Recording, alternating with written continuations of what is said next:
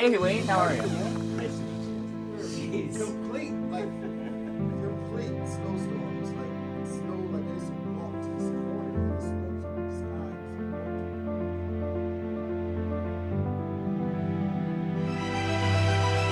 skies. Wayne, thank you so much for inviting us into your home. Really appreciate you. I want to talk about your mom, Celestine Chaney. She was 65 years old, and she was one of 10 people who were shot and killed inside the Tops on Jefferson Avenue. And 8 months after this, the person responsible for shooting and killing your mother admitted his guilt, but also admitted to being a white supremacist. So I'm interested, if you had an opportunity to talk to him, what would you say?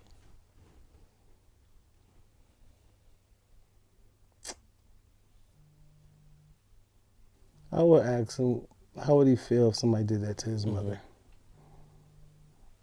Gunned your mother down.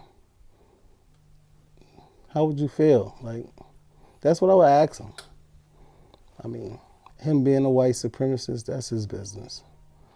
But how would you feel if a Black Panther would go in and gun your mother down in a supermarket? Which they're not violent, but what if that's they consider it violent? So what if that we're just using that as a metaphor? But how would you feel? How are you feeling right now? I'm maintaining. I mean, I have no choice at this point. I got kids, so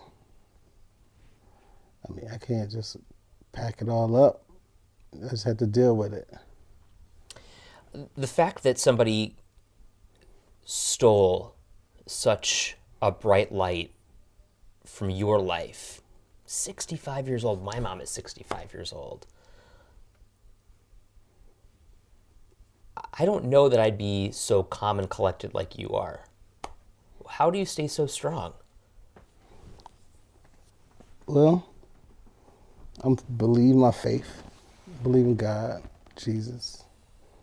So, like, things that happen, they happen for a reason. And you try to find the good in what happens. To stay sane. Like, if I could, like, oh, why did this happen to me? And cry. But he put this burden on me for a reason. Mm-hmm. So he must know I can handle it. So we're going to do what we got to do, day by day. You're talking about God. Yeah. Talk to me about your faith. Obviously, it's a guiding light for you. Where did you go the day after the shooting, a month after the shooting, 8 months now after the shooting? Where do you go mentally to say, okay, God help me here?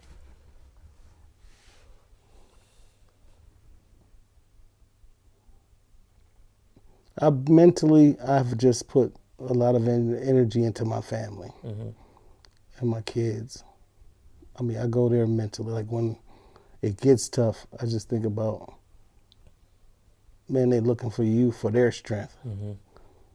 So I stay strong, because if I was to just not be strong, I don't think they can hold up the way they've been holding up. And they've been holding up excellent. But I think that's because I'm holding up excellent. So, like, they look to you. They look to me. So, and I've been through a lot. So, my mother had been through a lot before this. So, she never wavered under pressure. Lights off, gas off. We don't got no money. We don't got nothing to eat. We're getting kicked out. All of those. We here today because she didn't waver. She had breast cancer. She beat that. She could have gave up then. She had 3 aneurysms, brain aneurysms. She could have gave up then. She never gave up. So, like, that spirit is in me not to give up, no matter what. You can be down, like in football, 50 to zip. You might got a chance to come back. So, I just put my faith there, man. And just keep going day by day. Like, this is a day by day process. It's not like a time limit on when you're going to be able to get over this, because, like... Do you get over it? I can't. How? Like, we just had Thanksgiving. Christmas is one of her best holidays. So, and we used to argue about the sweaters she used to get me from Macy's. And I'm like, hey, Mom, I don't want no sweater from Macy's this year. I'm going to get you what I'm going to get you. And she get me a sweater. So, like, I'm thinking about that. I'm thinking about her calling me what I should get the grandkids and what we doing for Christmas. So, like, this is going to be an ongoing, like, those memories are going to never go anywhere. Like, you know what I mean? I was the only child. So it's so many memories of just me and her. Is there one in particular that you kind of go back to and say, this is how I want to remember her? Nah, because it's a lot. I just remember her as being a strong woman. I'm interested because your mom had been through so much, and I'm glad that you brought up the 3 brain aneurysms that she survived through, beating breast cancer, but was taken down by a man with intent to kill people who look like you. What do you make of that? This is 2022. I mean, this happens. This ain't never stopped happening. It's been happening. Like, to me, this is just my mother this time. This happens. Like, I deal with death. We've been dealing with death since I really started dealing with death since I turned 18. So, like, it's been death and death after death and people getting killed. So, like, for him to do it in a racist attack, like, it just was my mom this time. Because it could have been, my mom could have been at that church when they just did it. Not that just did it, but South Carolina. South Carolina. I mean, this happens. It's a lot of unsolved mysteries in the South. My grandparents are from Mississippi. My mother's from Alabama. I used to go to Mississippi every summer. I used to get those talks. Like, I've never seen the city of Neshoba County where my grandparents is from, because she told us, if we take you to the city, you don't know how to talk to white folks. So you can't go, and they will kill you or hang you or whatever back then. Can you just dig into that for a second? The idea that an elder in your family tells you that you don't know how to talk to white people, what does that even mean? Well, the South, it was different. They grew up in the South, so they know the rules and how to and how not to. But what were the rules? It's mind-blowing to me. I mean, me too. I'm from the North, so I wouldn't know. They know. Like, we used to travel, and then when we get to a certain road, before we get to their town, we had to lay down on the floor in the car, and then they just do like 100 miles per hour down Route 19 to get to Neshoba County, get to Philadelphia, Mississippi. And they used to put us in the floor, tell everybody to stay down, and we used to hit it. We gas up in Meridian, and then they hit it. And they do like 100 miles per hour down this one road nonstop until they get to their town. Then you juxtapose that to what happened on May 14th in the North, in Buffalo. And here we are talking to each other because of one thing in particular. And it's race. Once again. Again. I mean, it's just, don't want to talk about it. I mean, they want to talk about it, but they don't. Not really. Who's they? People in general, just people. Like Buffalo was on the 3rd most racist city in the country before. No one talked. It wasn't no big talk like, hey, we need to try to fix it. No one tried to fix it then. It's just been, okay, nah, that's not really. It is. We're segregated. We've been segregated. Just because we got a black mayor don't mean that it's still the same tactics don't still go on. In terms of what? What in particular? Man, we still don't get jobs. Still got bad housing. Like right now, they're charging $1,000 a month to live in some of those dumps on the east side. That's crazy. A lot of those houses not worth $1,000 a month. Most people don't even make over $15, $16 an hour. How do you think they're supposed to afford something like that? So do you think it's a systemic issue that's kind of made this city, this community into that kind of a racist undertone? I mean, is that kind of what you're saying, that there are those racist undertones built in? It's always been this way. I lived in Lovejoy. Anybody that's older know and been to Lovejoy, they know I used to have to walk through there and get called the N-word like every other day You too. as a child. Just walking through there or driving through there. Like, you know, it's just been this way. And it's everybody just stay to themselves. So, you know, it's like I don't see it changing, because why would it change? And people are financially benefiting off of it.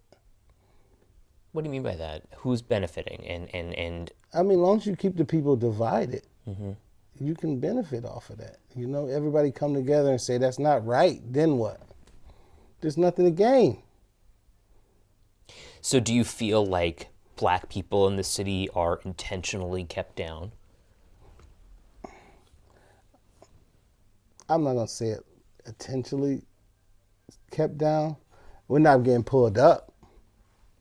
What would it take to pull? They need Black jobs. people They need up. education. They need proper education. They need proper training. They need it. Like, it's not. They need it. They can do better if you show them better. But if you don't give them nothing, then what you expect? You don't give them nothing. We don't have after-school programs. We don't have nothing for the kids. They don't have anything. And so what's the alternative? The streets. That's for anybody. If there's nothing to do, I'm gonna just hang out in the streets, and everybody know the streets. The streets is the streets. So, like, you don't give them nothing. I had after-school programs. I don't think it'll cost that much more to have a lighthouse or have a gym so they don't have to hang out there. You know what I mean? Have a program, we teach them coding or teach them something. You know what I mean? That people can do that. But no, you know, everybody just worried about themselves now. It's all about themselves and their family, which is not wrong, but some people need help, and it's not a Republican or a Democrat thing. They need help. So what is it? If it's not a political issue, what is it? They make it a political issue, but it's a people issue. People need help. They're people. They're not Republicans, or they're people. You know, just because I don't vote for you don't mean I don't need that program. You know, understand? Just, they're people, and people need help. They need it. I mean, if you want change, they say they want change. Change start with you. So now you need to educate them. You need to hire more. You know, oh, they don't want to work. Yes, there's people that want to work. They might not want to work for those pennies that you're trying to give them. Give them the same thing that you give everybody when they come in the door. You know what I'm saying? Try that first. But, like, you have to try something besides just kicking it down the road to the next generation. We're just going to keep kicking it down. Nobody can talk about it. And it take this to talk about it. This to talk about it. Like, it should have been talked about. This is not the first racial issue we had in this city, but it took this much carnage and to talk about it. And here we are 8 months later. Do you think anything's changed? We talk about it. Talk is cheap though sometimes. Yeah, we talk about it, you know, so, you know, we talk, they pledge this and pledge that, and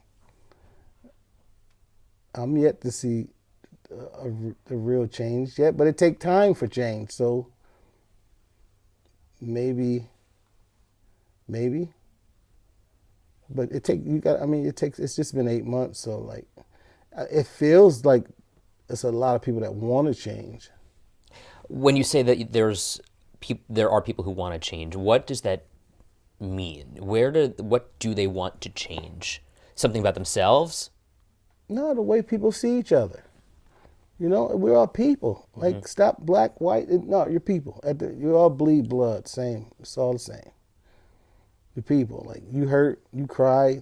You know, you're hungry. I'm hungry. We're all people, man. Like, if you try to treat people the way you want to be treated, probably be a lot more better if people treated people the way they want to be treated. Like, you know, it's people out here they're starving, man, and they just need help. Some of them, they don't need to be talked about and told they do what they should have did. They just need some help. Some of them, and those that don't want help, that's fine. It's a lot of people that don't want help. We're not talking about those. We're talking about the ones that want it and don't get it. So what does that help look like? What does that help appear and actually do?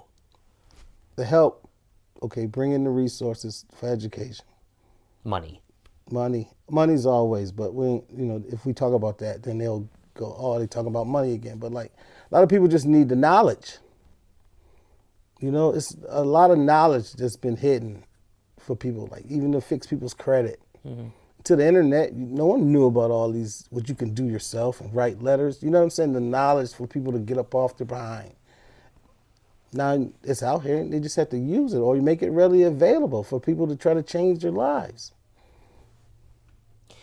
There have been so many resources and so much money that's been pledged and dedicated to the east side of Buffalo as a result of this shooting, because it's kind of like bubbled to the surface that this community is struggling and needs something more.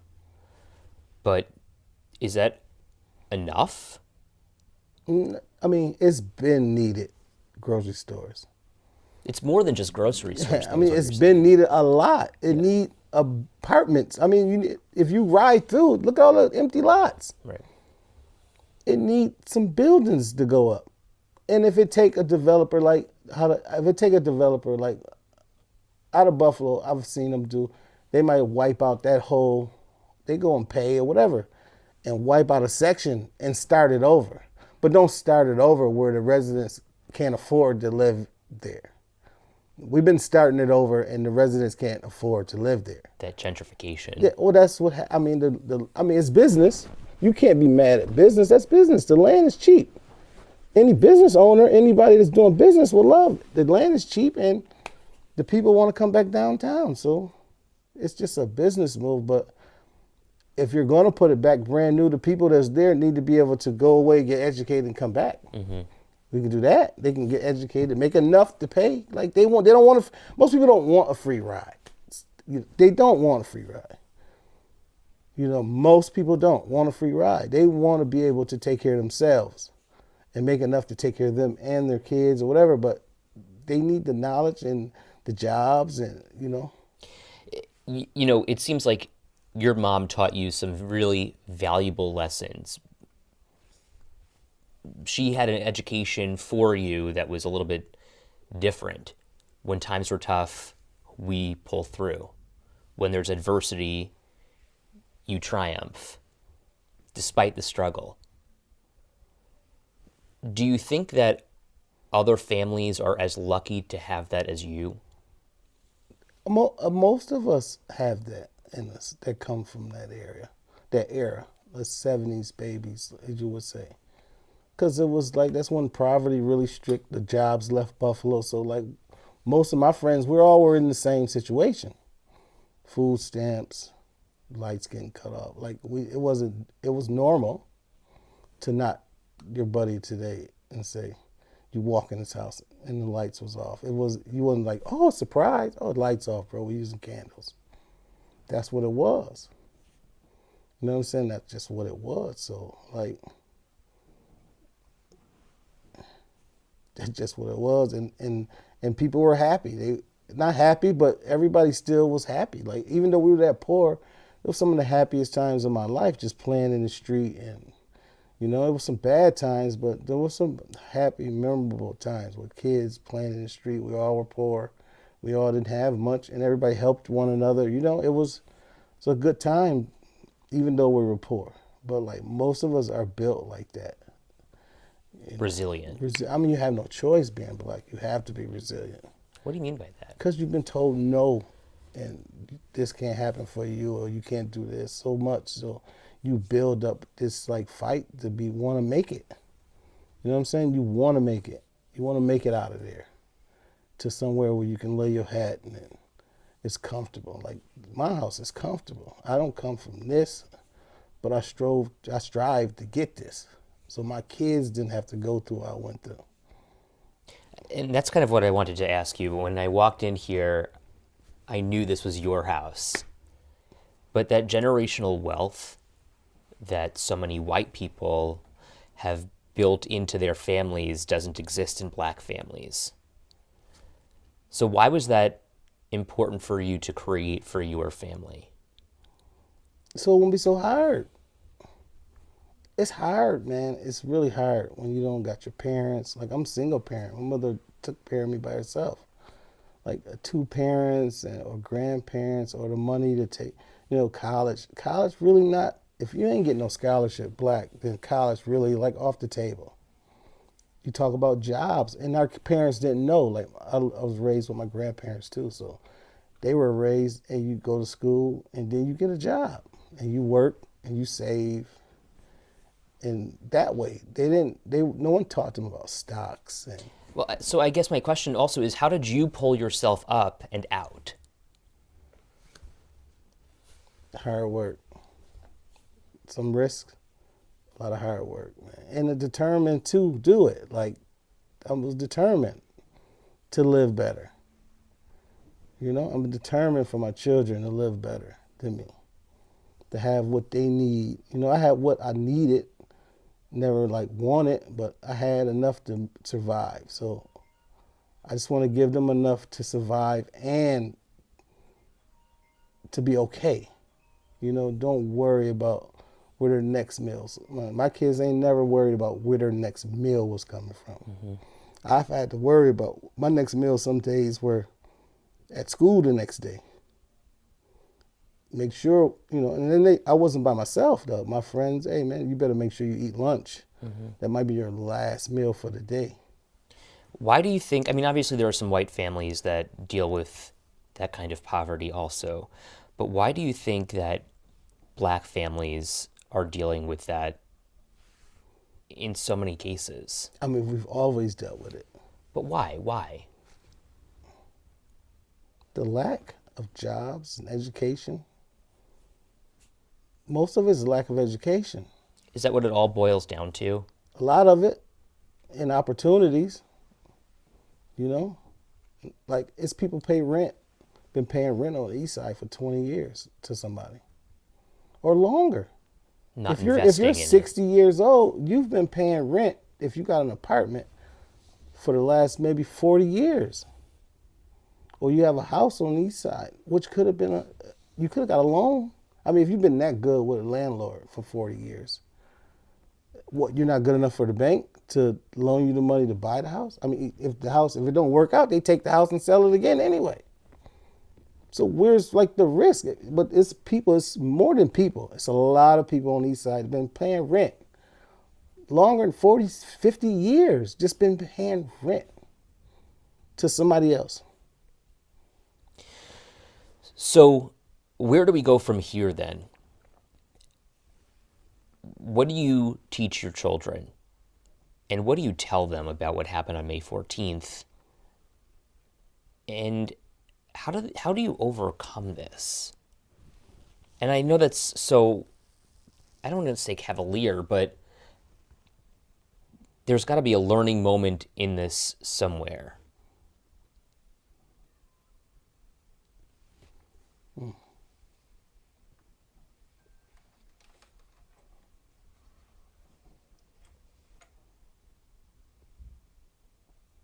The learning moment probably would be, they still hate you for no reason.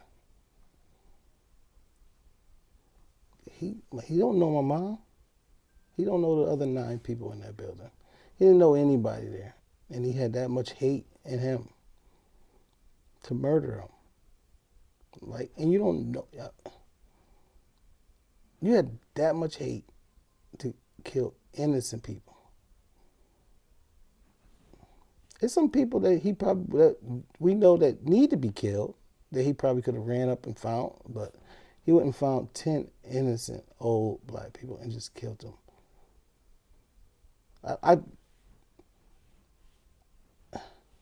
Like, what could you say to that? Like, how could you just get past that? Like, because those old people, like, you wouldn't gun down some old people. Because you hated them behind what you heard on the internet. Like, you haven't dealt, he was 18? You haven't even dealt with enough black people in your life to hate them yet. You haven't dealt with enough people to hate really anybody but your school friends. Them the people that you should hate. They who you deal with. You don't know any of those people.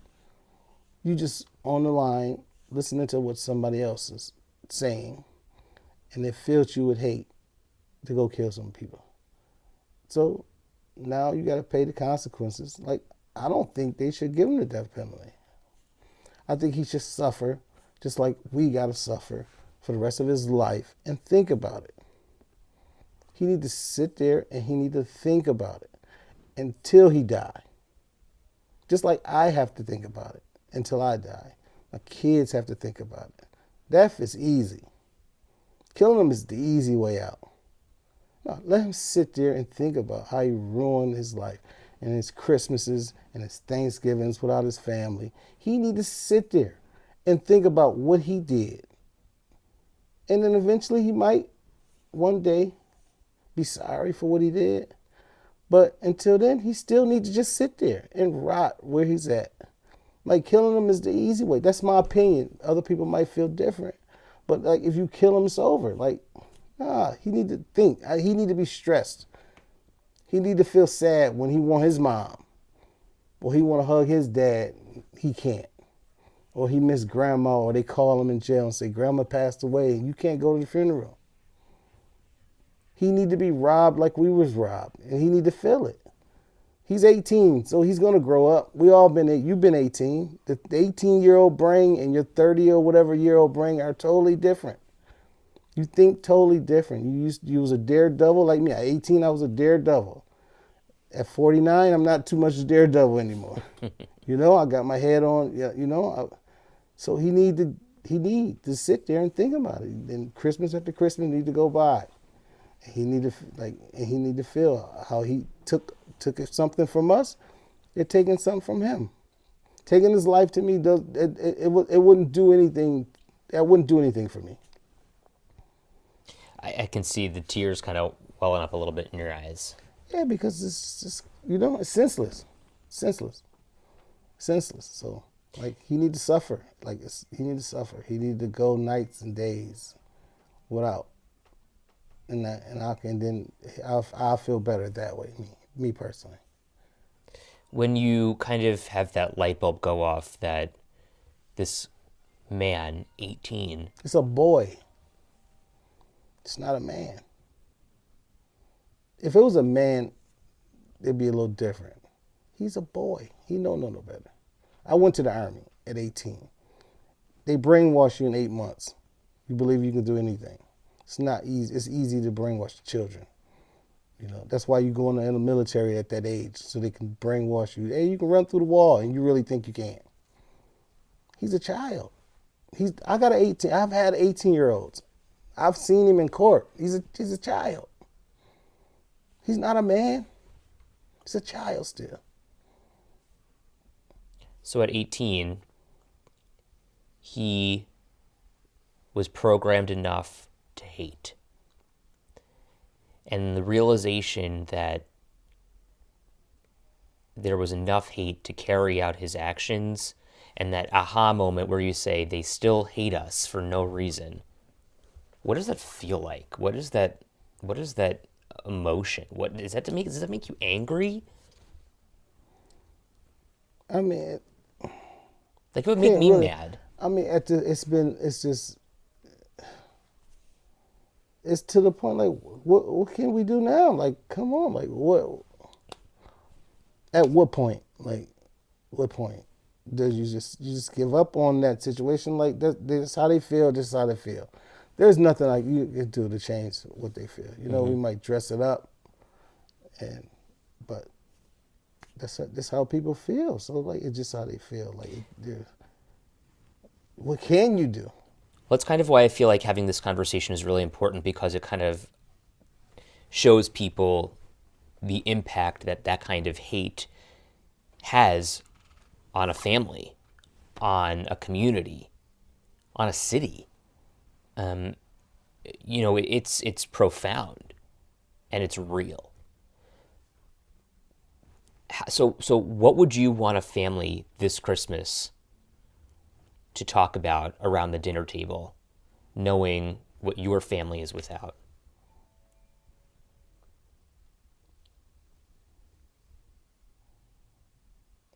I would want them to call out uncle or aunt that talks racist at the parties that no black people are at, but it's things and jokes that are said, and everybody laugh, and they show the videos, and they do all of that. Like, those still real people. You know, I mean, if you want to change, it starts there. You got to talk to your buddies and tell them, man, it's enough of that. It's enough of that. We're not tolerating that in this household anymore. If you feel that way, then we can't be friends. Well, we can be friends, but I just don't condone that. Like, you can't just keep laughing it off and having fun about it. It's real people at stake. That's not. We don't do that at our dinner table. We don't tell white jokes and talk about white people we don't. But that happens in white households. They talk about black people. I ran across this black guy, and it happens. I've been there because some of the circles that I'm in, it's only one or two of us in those circles. And maybe one of the buddies, he slip and say, and you hear it, but you act like you didn't hear it because you're not at your house. So, or they know they hear it and they come and say, hey, he's an asshole. Don't worry about him. We don't condone it. But that's your buddy. What do you mean you don't condone? That's your buddy. That's your good friend. Just because I'm here, you want to act different. But he's been acting this way. He didn't just act this way because he's seen me. It's just, he's been that way. So like, it's not us. We're waiting to be embraced and brought into the table and say, hey, man, y'all come on into the table. We're going to teach you all the financial situations that we're in to help you out. Because some people don't make a lot of money, but they still don't live on the east side. You understand what I'm saying? It's a lot of people who make about the same amount of money, and they live out here. And they don't live on the east side. So, like, some of them people, they work hard. They want the secrets. They want go to this banker, and I can get a loan. It's going to be okay, and they need that. They want out, too. No one wants to live in poverty. Like, that's a big fact. Don't think because you hear them rap music and they love it. No one lives to live down there. No one wants to. Everybody want out. Everybody that wants out, they want out. They want it better. Nobody want to duck bullets and the police beating on you and disrespecting. No one wants that. They want out. They want better. They want the opportunity to be better. They just need the opportunity to be better. It almost sounds like you're saying that in some cases people need a hand up rather than a hand out. Yeah, they don't want the handout. But if you're going to give it out, then if that's all you're going to give me, then I have to take it. Right. But I'd rather you give me a hand and say, hey, man, I'm going to hook you up with this job where it's advancement and you can really make some money and take care of your family. You know, that's interesting because I was having a conversation with somebody a couple of months ago, and one thing in particular that they brought up was being able to bring somebody in and almost like pay it forward. And, if there's somebody who's, qualified and capable of having a job, say their name. Bring them in. Take them in. I mean, it's kind of, you know how that go with bringing people into employment situations. There's some bad apples, and don't nobody want their name cut. It's just if you give, like, us people. They don't live up to your standard. Or you don't want them, hey, he went in there and he tore up all the machinery. and who hired him? Oh, Wayne referred him. But everybody the same on that. No one wants that. But it's some people that deserve to be some promotions, to work some higher wage jobs, or to just learn so they can feed their family and make it where they're growing. Like a lot of the jobs on the east side, no one can grow. They're just, you go to work and that's just what it is. Work, come home, paycheck, pay my bills. There's no advancement or, and some people might not want that, but it's a lot that do. So what do you tell somebody in that position? Like, how do you shift their mindset to say, hey, man, get out of there? Or, Well, you really can't just get out of there because you need a job. Most Americans live paycheck to paycheck, so you can't just say, hey, I'm like, hey, that's it. So most of you're stuck because you need to pay your rent. You don't want to be out in the street. It's not like California. It's snow out there, so you bet it get cold. So you're stuck. Then you go to school. You might have kids. You need logistics. It's a lot of logistics in the poor neighborhoods that got to be, and they got themselves into those predicaments. But some people got themselves in and they didn't know no better. right. So if you didn't know no better, if you knew better, I could hear you. But some people don't know no better. It's just this is all you see is this block. You don't get too far away. You don't leave Buffalo. Like if I never left here, it's some people that that's probably mind-boggling to you. Some people have never left this state.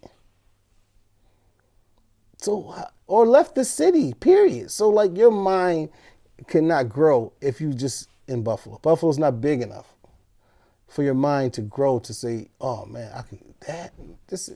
So it's people that don't get out of this place. So that's all they see.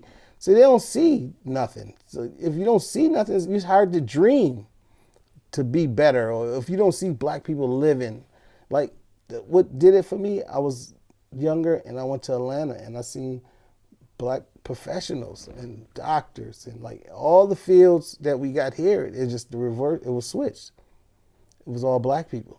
It was black dentists, and doctors, and lawyers, and judges. And it was all switched, and it's like, wow, we do more than just trash man. The regular gigs. And then another thing switched in my brain. I drove Lyft for a while. And I was so surprised the number of jobs that white people have and the titles. Like, I've never heard of hundreds of jobs talking to people that, like, kids don't know they can do this. Like, you're a what? Yeah, that's what I am. I never even heard, no, these kids don't, it's like, back to education. Yeah. They don't get, marine biologists. None of these kids want to be a Marine. They don't know. That's because they don't be around it. They don't know. Well, Wayne, let me ask you, and this is kind of a tough situation to face. How much of this starts at home? And how much does a parent's guidance help in this? Majority of it starts at home. It has to start at home. The school can't instill all that in you. But the school can give you the education and we can teach the parents. If you give the parents that, and then eventually, hopefully, it trickles to the kids. You understand what I'm saying? Mm-hmm. If you get them a good job and they own a house and they're traveling with their children. So now this was the kids they known for doing. So when they get adults, I gotta buy me a house. I gotta go to college. This is already in the program. Once you start the program, that's what it'd be like. Once my kids, one daughter, she graduated from Clark University. So like that's in there. Okay, we got one graduate. We got the other little boys. I'm figuring they're gonna be graduates of college. But that's in our bloodline now. So that's an opportunity for when they have kids. They do have the auntie. My aunt went to college. Or my uncle went to college. Somebody went to college. Mm-hmm. You know what I'm saying? We're starting that in our family. It's a lot of people in our family that went to college, but it was pushed from the family, like the parents. But the parents were given a chance to see more. They seen more so you can do more. Here you don't really see much, or they don't have the money to finance. I mean, you can look at Facebook, but actually doing it with your children, or taking them to the aquarium in Atlanta, or taking them to an island and letting them play on the beach, and taking them on cruise boats and letting them just see difference. I believe they'll strive for the same thing. Like, this is what I did when I was younger. Hopefully, that's what I think. I'd take my kids and do all this with them, so they would do them when they have kids. They'll do it with their kids. So, and like now we're in the process of trying to build some generational wealth. So the grandkids and grandkids and grandkids down the line will be okay. And we'll see how that go. But like my grandparents, they probably could have started that, but they didn't know no better. They know save, put it in the bank, and look at it, just to have it as cushions. My grandparents owned their house for about 60 years and never made an insurance claim on their house. It's been things broken, but they just paid insurance. They're still paying insurance today and don't make claims. They've had accidents and we'll just pay out of pocket. We don't want to put a claim. Like, that's what insurance is for. You know what I'm saying? Your roof is whole. That's what, call them up. They fix it, so it falls back to education, man. You have to know. When somebody is watching this and they see you talking about all of this and they see, Wayne, he's able to pull himself up from the bootstraps and really kind of figure it out himself. I can too. Is that what you're hoping for? Yes, I hope for that every day. That somebody see and say, man, I can do it. When I go back to the old neighborhood, I hope for this, man, I can do it. I can get up out of there. Because you can. And if somebody's trying, I think he should be able to get help. Help them out. I mean, they help women tremendously. Black men need help. They need it. They need it for, if you put black men back in control of their families and financially, not controlling like that, but like if you, man, the children start listening more. It'd be some respect. Like if they see a father figure? Father figure. I mean, there's a lot of us missing father figures. I had granddad and I had my dad, but a lot of these young boys don't see no father figure. Most of the guys, they see it outside the home. Mm-hmm. Maybe a football coach, a basketball coach. I coach football, but that's my majority what I coach football. I want them to see a strong black man and standing on his own 2 feet, man, and you can do it. And you're fighting that stigma. You are strong. You are powerful. And you've got a voice. So what makes you kind of an anomaly here? I mean, it's a lot of us like me. They just ain't been thrusted into this opportunity to say something. There's a lot of people that want to say something. They just didn't have the platform to say something. And since I've been given the platform to say something, so let's say it. And let the chips fall where they may. But it need to be addressed, and we just want a chance. Mm-hmm. Just want a chance at better. They want a chance. My mission here is to make sure that people know that you're just like anyone else. We are similar. We are no different. And I want to make sure that that message is heard. Yeah, we're human. You got the same problems as most humans got. Yeah. Everybody wake up the same way every day. Probably don't want to go to work. I mean, we all do, but it's like the color issue. Like, could we get past that? Like, it's too many different colors in the world. I just watched Harry and Marco and Meghan. Yeah, I was just watching it too. Yo, that's sad. Right. That was sad. Like, and I'm a guy and I watched it, so but it was good. It was excellent. It was an excellent documentary, but what could they say? I'm glad that you brought that up because I was going to bring it up, and I feel like it comes across better if you brought it up. But my point was how relatable that situation was. A black woman and marrying into a white family, and all of the things that were just like the daggers that were thrown. And for what?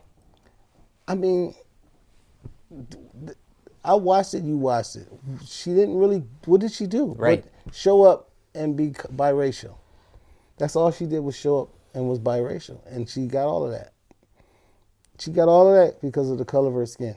They could say what they want to say, but we know. You watched it. I mean, I don't think they bent that too much. I mean, I've seen the tabloids and we seen what was going on. The only thing, and then if she didn't tell you she was black, no one would have knew. She really don't look black. She doesn't, but she is. And when they found out, they lost their mind. They probably thought, oh yeah, and then when he told, hey, no. Oh. That's what I'm getting back to when I'm talking about the picnics. See, like I'm in construction. A lot of the guys, they say the racist jokes, but now a lot of them have biracial grandkids. So now the jokes ain't too funny now when they're talking about your grandson or your granddaughter. See, that's the conversation. See, they have those conversations now because now they have biracial children. But is it only because they have to? He's sitting there. If he's dogging black people, that's right. Your grandbaby. Your grandbaby at the picnic, and you're over there telling racist jokes. How good would that feel to me as a grandparent? To be hearing you over there at the company picnic telling those jokes that you tell at work, but I got my grandbabies with me, and they're biracial. So, you know, Wayne, I want to kind of put the period at the end of the sentence here. We go into 2023, and at some point it'll be May 14th, 2023. It'll be May 14th, 2024, 2025. And we'll continue to mark the day that this white supremacist came to town and killed your mother. But we have to learn from this, and we have to grow from this. What is your hope for this year? And what is your hope for 5 years from now? I just hope we can get along and we can see it. You know, we can see it. We can really see the change in people. We can really see it on the news. When you look at the news and you start seeing the events around Buffalo, and it's 50-50 or 60-40, not just 80-20. You know what I mean? Or, even like at the Bills game, it's like 90-10. But at the Bills game, we hug each other. He don't know where I'm from. When they score a touchdown, he hugs me. The guy next to me, I don't know him. I just bought a ticket. We hug, we slap, hey, ah! But then we leave there and it's back to your side, I'm back to my side. Why is that got to be? We can, hey, high five for that, and then Monday morning we back. You get on your side, I get on my side. It just need to just be, it's just let it, can we just let it go and just move forward? Together, just move forward together and see what we can create. It might be beneficial to everyone. I know it'll be beneficial to us, but it might be beneficial for everybody. You learn some things that you don't know. We learned some things I didn't know. So we just move forward, man, and just we can see the progress. We'll just keep talking. We go back down on Jefferson, and maybe there's more buildings down there than was there in a year from now. There's some other businesses that came and sprung up. You got to you need to have an economic drive down there for it to be something. If no one goes down there, then it's going to be what it's going to be. It's going to be still poor and vacant lots. It's going to take some people to invest and go in there. And, it's going to be hard. It's poor and it's crime. But you got to be willing to go in there. That means when the city have to step up then and make sure if I do go in there and invest my money, that's the part the city play. Okay, we'll go in there and invest our money, but what about the safety? Man, we're gonna keep around the clock security. We're gonna have not security, but police up and down like Chippewa. We're gonna make sure you people you can take care of your businesses, you can take care of your business, get in and out. That's the city's part. Not only just survive, but thrive. But thrive right there. We're gonna make sure it's upbeat, and then we're gonna take care of it. But people investing their money need some kind of incentive that we're gonna make some money back. Yeah. Don't nobody just want to throw money away. So to go in there, we need some kind of incentive to go in there, and we're gonna stay, and make sure we're gonna keep it crime free. We're gonna do our due diligence to make sure you get some traffic down there. You're gonna have to bring it back. That's the only way you're gonna bring it back. You can't if you keep just donating money to God knows what. It's just gonna get used and abused like most of it does when it's just donated without a plan. If they donate it, well, let's get a plan. What we gonna do? Need a plan. It's need a plan to revive the community. Yeah. So maybe in the years to come is revived and Jefferson is back to his glory days or where it used to be. But it's gonna take us to do it. Even if the black people do it, it's gonna take the bankers to loan them the money to do it. Yeah. Or the people who got the money, loan them to do it and take a shot. So we just hope for that. Like year after year, we see some progress, man. And people getting along a little bit better and people getting to thrive. I want to just thank you for letting us into your house and inviting us into your space. And I know it's a hard conversation to have, but I'm honored that you're having it with me and in front of these guys because, there's a learning moment for everyone. And I feel like I've learned so much from you and just after the shooting, so much about our community and, how we can come together, but there's still so much that takes us apart. And hopefully we can come together soon. Thank you. Thank you. Appreciate you. Appreciate it, bro.